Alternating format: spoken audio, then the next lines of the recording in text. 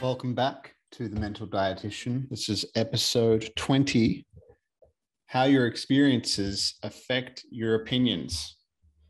Now, this one's going to be an interesting one. I've been thinking about this one over the last couple of days. Let me adjust that. There we go. Hello.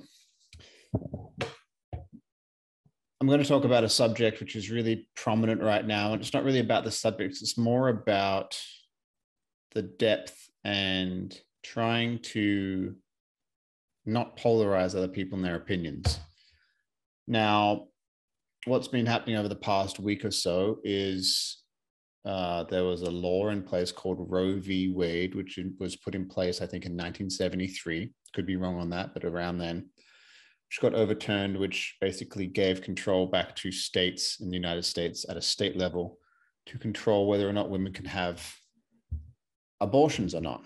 Now, some people have asked me opinions on it, my opinion on it. My opinion is that I don't have an opinion because I'm not a woman.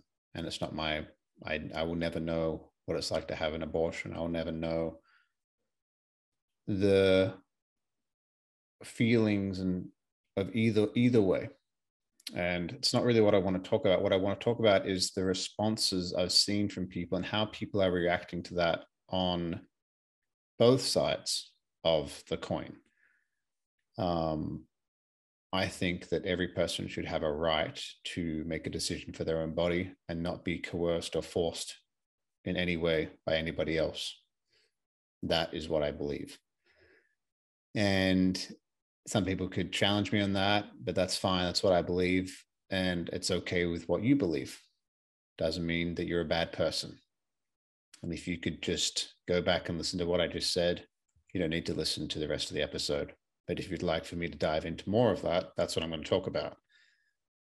What I'm really talking about is not demonizing people and turning people who have different opinions than you into monsters. And I've seen that a lot. And I think there's a lot of that around. And what I've been seeing is your experiences affect your opinions, and everybody has different experiences.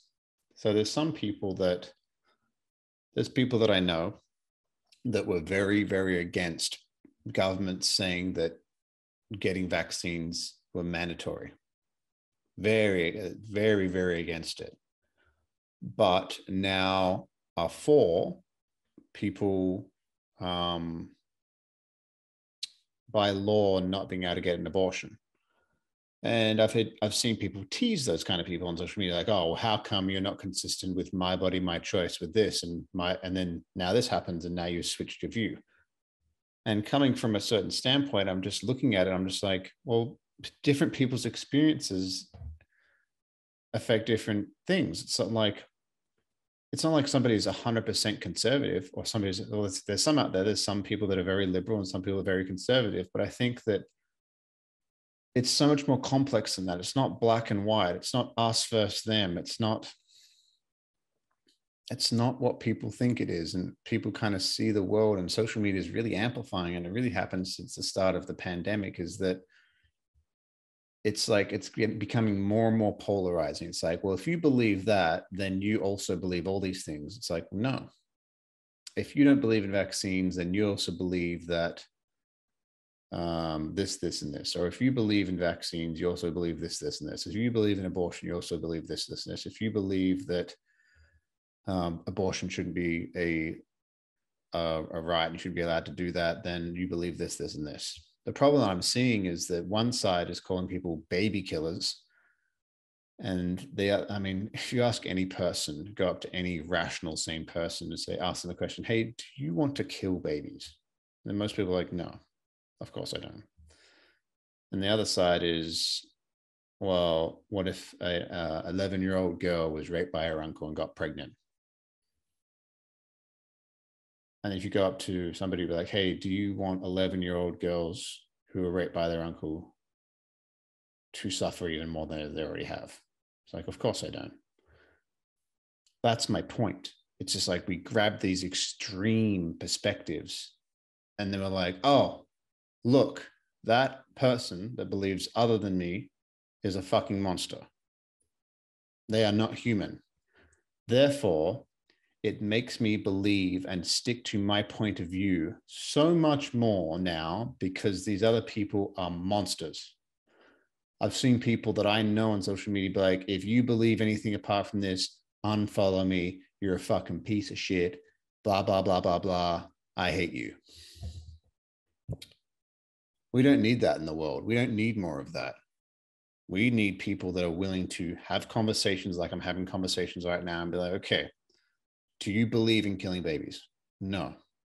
Do you want to kill them? No, of course I don't. Do you think that people who were raped should have to suffer more?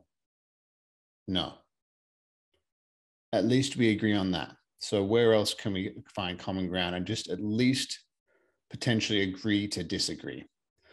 Or at least listen to the other person, see that they don't want to hurt people.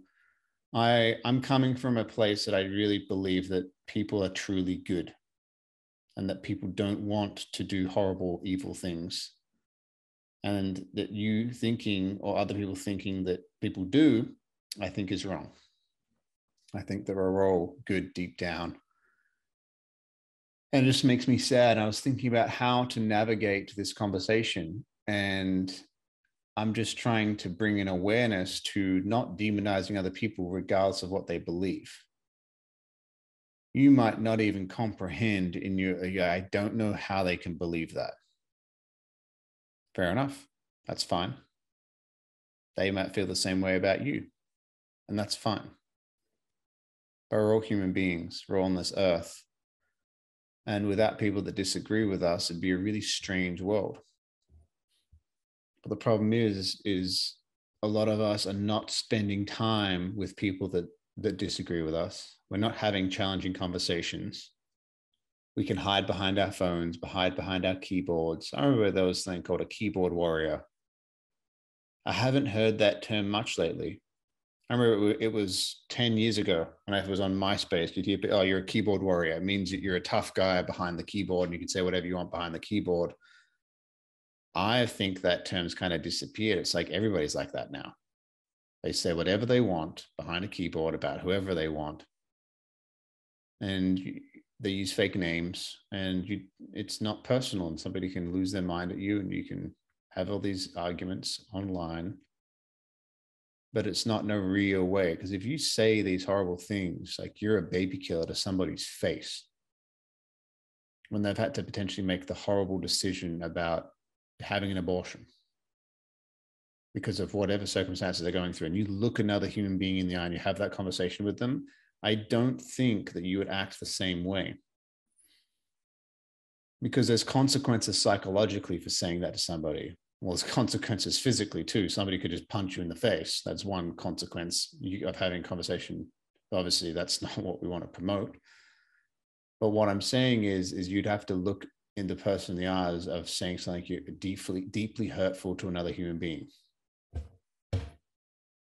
And you have to live with that consequence too. But when you're behind a keyboard, when you're behind a phone, you don't have to do that. So we just have to stop demonizing each other and stop thinking that somebody who does not believe what I believe is a monster. That is extremely arrogant and extremely narcissistic to be like, well, how dare you believe what you believe? I can't even comprehend how you believe what you believe. Okay, well, what if they think the same way about you? And who made you the master of the universe? Who made you the axis of all things? Ricky Gervais has this little reel that's been going around lately. It's like, how arrogant are you to think that you should be able to go through your life and not being offended by anything? It's okay to be offended. It's okay, but seek to understand. If you can't understand, just realize that just because people have different opinions, it doesn't mean they are bad human beings. Doesn't mean they're bad human beings. It's just they believe differently than you, and that's okay. And there's so many people that could have a debate with me about this. Like, what about this? What about a person that believes in this? And I'm like, well, I think that's messed up. And that's fine. That's what I believe. and I can stick behind my beliefs, and that's fine, because how do we get our beliefs? Based on our experiences, and that's how they form our opinions, and that's fine. But the whole point is, and I had a podcast about this like recently. It says always look to the other side. There's so much polarity in the world, and it's just like, and there's some people that think that they're trying to drive us apart. Who's they? For one, they might be trying to drive us apart because it's easy to control people when they're scared and in fear. It's very easy to control a large group of people if they're scared and in fear, and you can potentially do other things outside of it. But do I think there's this massive world order who's trying to manipulate the whole of humanity? I don't think so. I just think it's a human beings just like you and I at different levels. And if you give people power, they do certain things, and I don't know.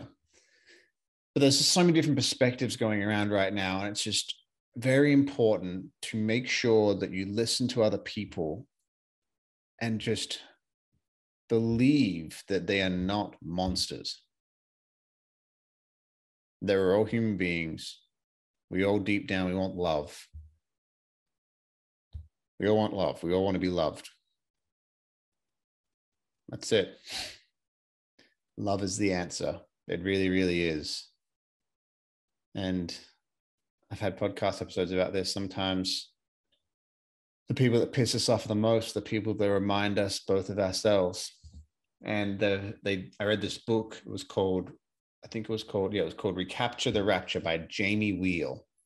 And they did like personality tests on people on the far right. And then they did personality tests on people on the far left. And he said, it's like, they're both very, very similar with their personality types, but they just believe different things, and they're extremely strongly based opinions and beliefs about different things. But the actual thing behind it, he was talking about the dark triad personality, which is Machiavellism, forgotten. It's like being a psychopath, narcissist, and Machiavellism.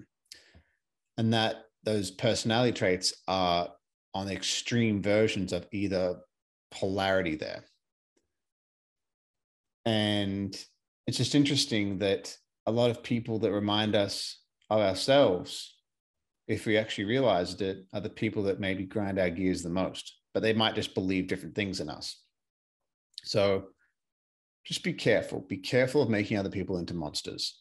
That's really just what I wanted to say. I'm trying to navigate this subject in a way that feels transparent to me, that feels true to me, without demonizing anybody, because either perspective, they're not bad human beings. They just believe what they believe based on their experiences. And if we don't have those experiences, then who the fuck am I to say that your opinion is stupid?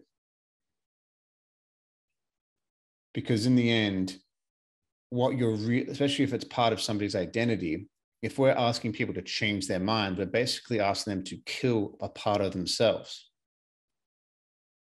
If you want somebody to change their mind about something, do you realize like what somebody has to go through from an ego standpoint, and from many other standpoints? You have to kill a part of yourself when you abandon a particular belief. You see it with people that leave strong religious backgrounds, or even cults, or even switch sports teams in the NFL. They basically they stop being a New England Patriot and they start being a Buccaneer. And there's a part of their identity that was maybe tied to that. And when we ask people to change their minds about things, we're actually asking a lot of them. We have to understand that too. And as much as you might think that person is an absolute moron for believing what they believe, it doesn't change the fact that they're a human being with their own experiences. And it's very arrogant to think that your experiences are better or more important, or that we're deeper than somebody else's. So that's how I'm going to end the episode. It's an interesting one here. I'm very interested to hear your feedback. I think some people will get extremely offended, and probably haven't even got to this point. I've had people listen to my show and even watch me on Instagram, message me halfway through watching the video, or leave a comment halfway through watching the video with a strong opinion. I'm like, watch the rest of the video. I just comment, I can see that you didn't finish it, because I always try and go both sides and then try and wrap it in together that we are all human beings on this earth together. And we're all just trying to do our best, and we're just trying to survive. And we've all had shit happen to us. And every single time that somebody's left a comment, they're like, oh shit, haha. Oh, sorry, should have watched the entire video. It just goes to show how emotionally triggered and how emotionally on the edge a lot of us are, ready just to react at any time to somebody that we think says something dumb or says some kind of opinion that we don't agree with. We're so on the edge. We're so fight or flight. There's so much fear and anxiety in the world, and we're just ready to pull the trigger at any time.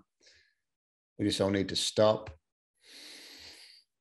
take a big, deep breath, and realize that we're all human beings trying to do our best. Love you guys. Have a great week. I look forward to chatting to you guys soon. Bye.